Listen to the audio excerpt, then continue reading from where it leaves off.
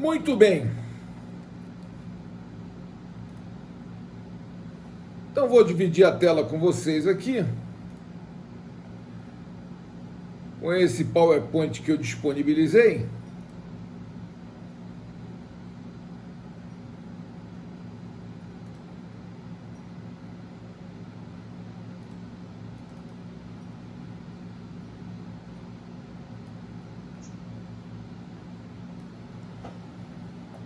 Bem, na aula passada, anterior à prova, nós vimos o imposto de renda e proventos de qualquer natureza.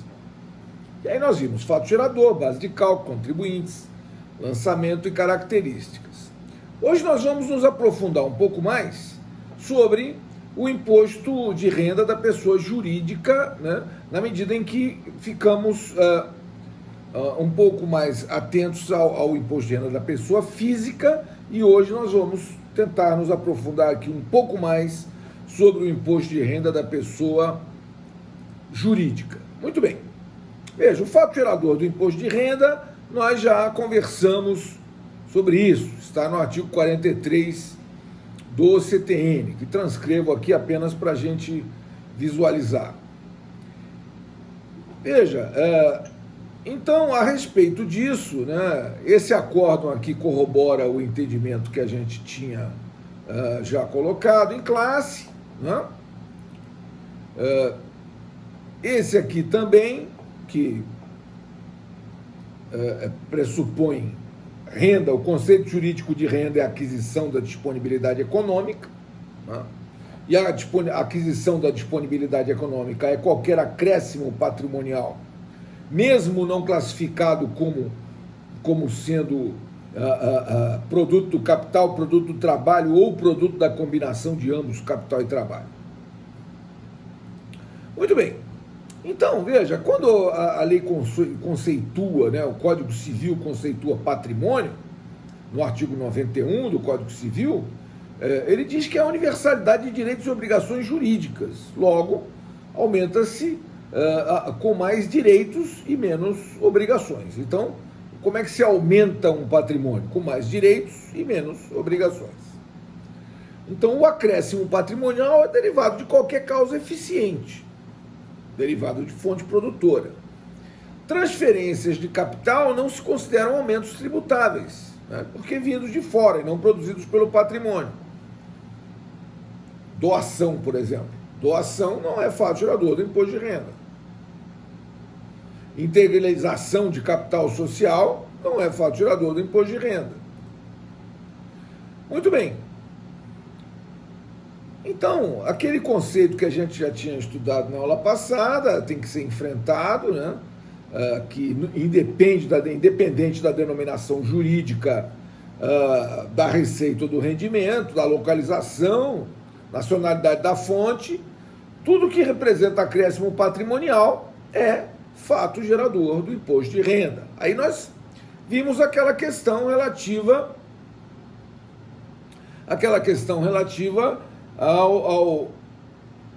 à indenização. Então, veja, quando nós vimos que a pessoa jurídica, a pessoa física, ela recebe indenização por danos morais, recebe indenização por danos emergentes, e nada disso é fato gerador do imposto de renda. Por quê? Porque está acumulado já no Superior Tribunal de Justiça que, nada obstante a indenização por dano moral não represente, ainda que represente qualquer espécie de acréscimo patrimonial, não se enquadra no conceito jurídico de renda. Por quê? Porque ressarcir é indenizar, indenizar é ressarcir, ressarcir é recompor o patrimônio, o pressuposto de um ressarcimento é que alguém sofreu uma perda. Muito bem. No final, nós vamos fazer uma reflexão se isso é verdade em relação a todas as eventuais indenizações que possa receber uma pessoa jurídica.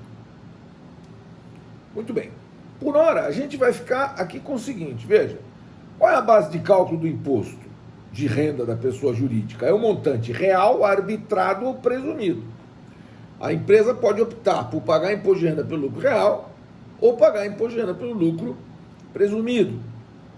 O imposto de renda pago pelo lucro arbitrado se dá quando a autoridade administrativa, quando a autoridade fiscal afasta a contabilidade da empresa. Ele diz, essa contabilidade não goza de confiabilidade, ela contém inconsistências que fazem com que ela não seja confiável e por isso ela fica afastada. Então eu vou arbitrar o lucro, né? Não vou considerar o que você demonstrou no seu balanço fiscal, mas vou arbitrar o lucro.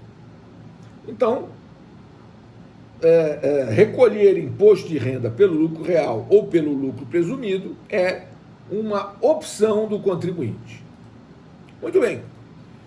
Veja, o regulamento do imposto de renda é o decreto 3.000 de 99, como eu já disse para vocês, e ele traz alguns conceitos decorrentes todos da lei, né? Do que é lucro real, do que é lucro bruto, do que é lucro líquido, né? E traz esses conceitos. Tudo isso no regulamento do imposto de renda. Muito bem. Ora, há um decreto-lei, que é o Decreto-Lei 1598 de 77, ainda em vigor, né, que define o lucro real e o lucro líquido e estabelece a enumeração taxativa dos elementos que compõem o lucro líquido do exercício e dos itens que devem ser a este adicionados ou abatidos. Então, esse cálculo é feito no balanço fiscal da empresa, que é diferente do balanço contábil. Muito bem. Então, veja, o artigo 248 do regulamento diz que o lucro líquido no período da apuração é a soma algébrica do lucro operacional, dos resultados não operacionais e das participações, e deverá ser determinado com observância dos preceitos da lei comercial. Muito bem.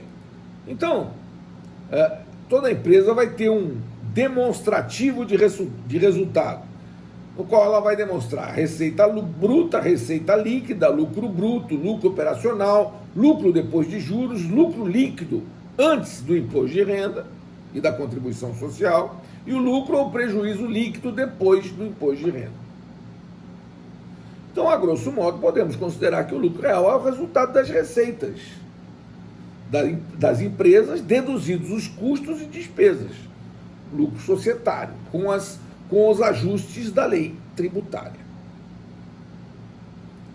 Muito bem. Então, todos esses conceitos vão compondo, né, o conceito de lucro real para efeito de apuração. Então, eu tenho adições, tenho exclusões, e tudo isso está dentro desse conceito aí.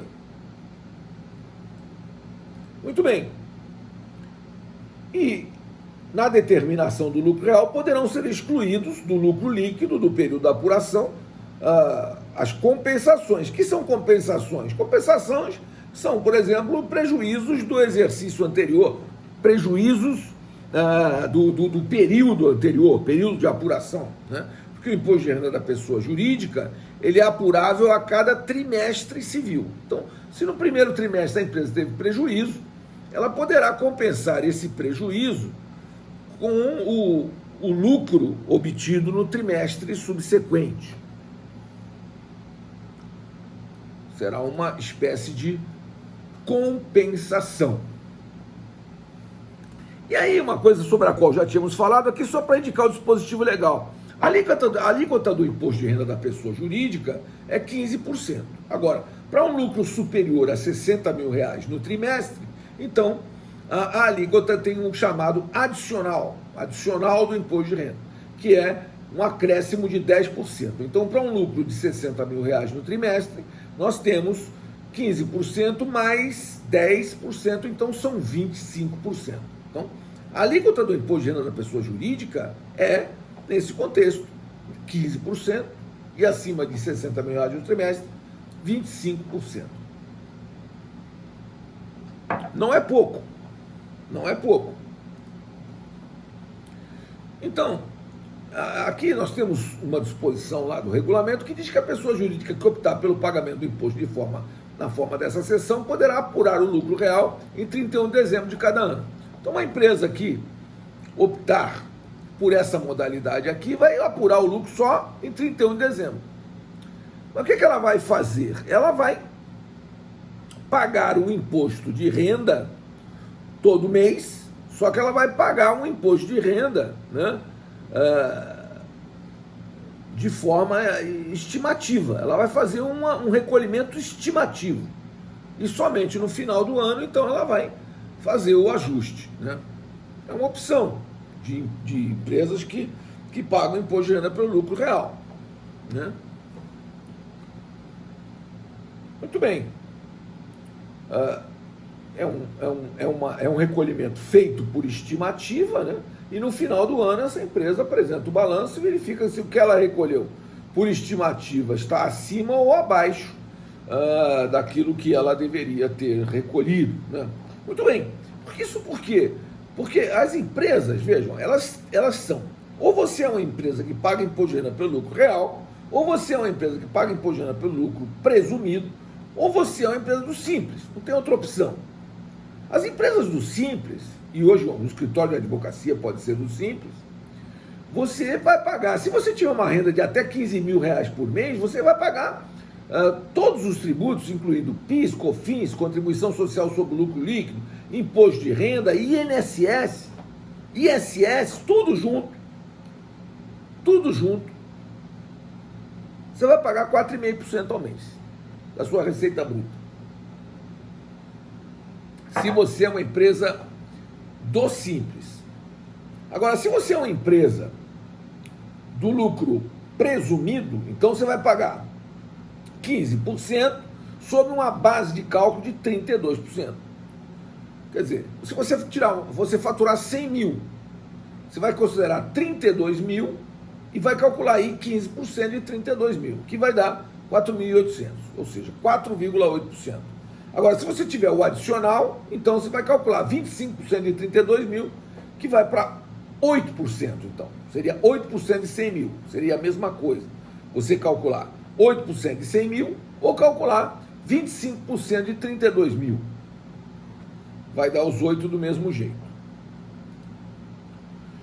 Agora, essa é a questão, né, que eu trago para discussão nossa e reflexão. É que a distribuição de lucros, senhores, seja da empresa que paga imposto de renda pelo regime do lucro real, seja para a empresa que paga imposto de renda pelo lucro presumido, seja para as empresas do Simples, a distribuição de lucros ou dividendos é isenta de imposto de renda.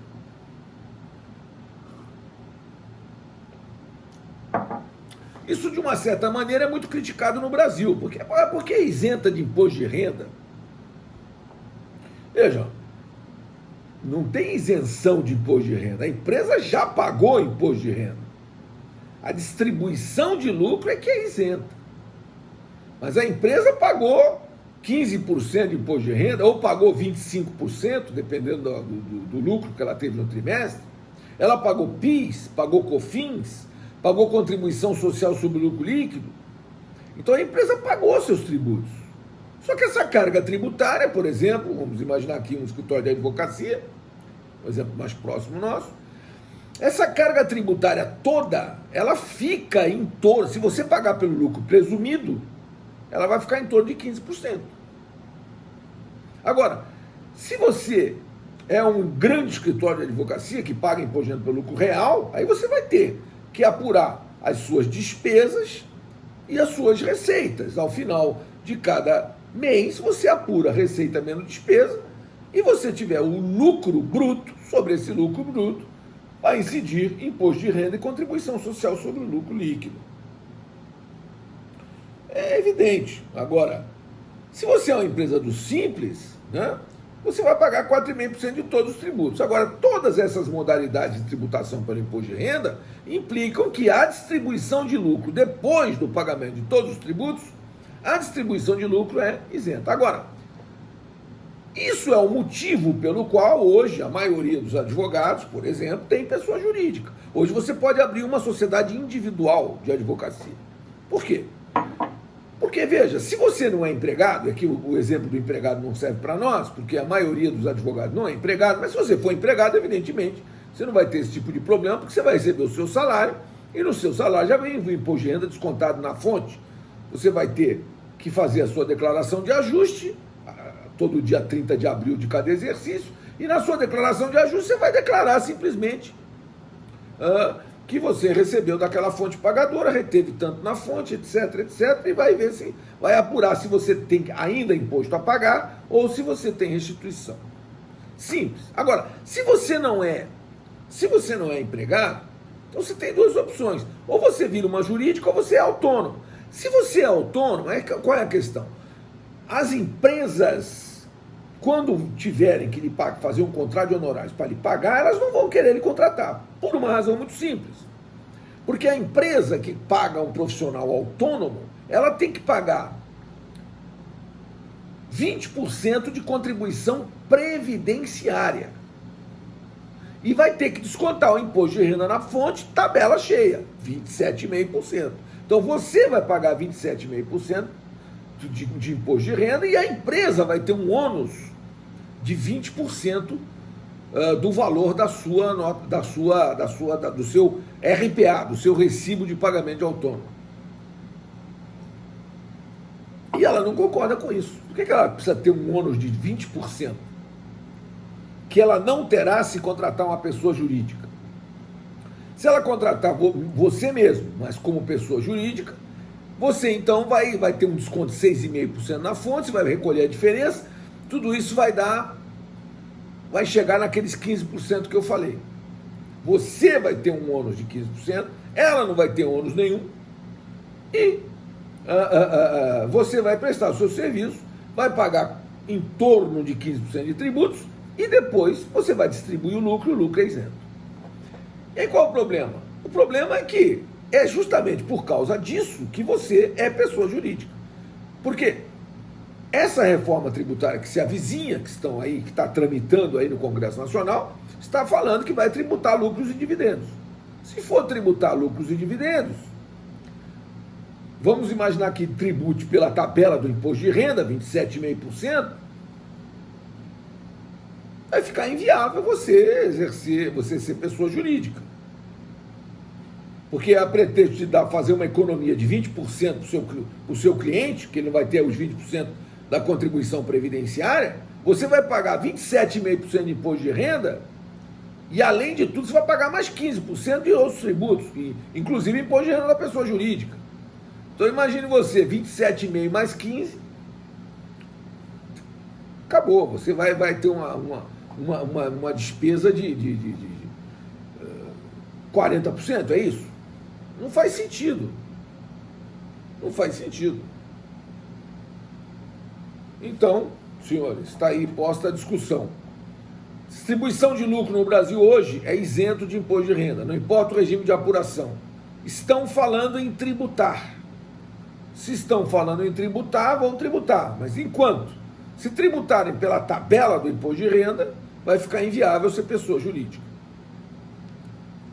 Agora, a empresa pode optar também por pagar imposto de renda pela modalidade lucro presumido. Um minuto só que eu vou encerrar a gravação.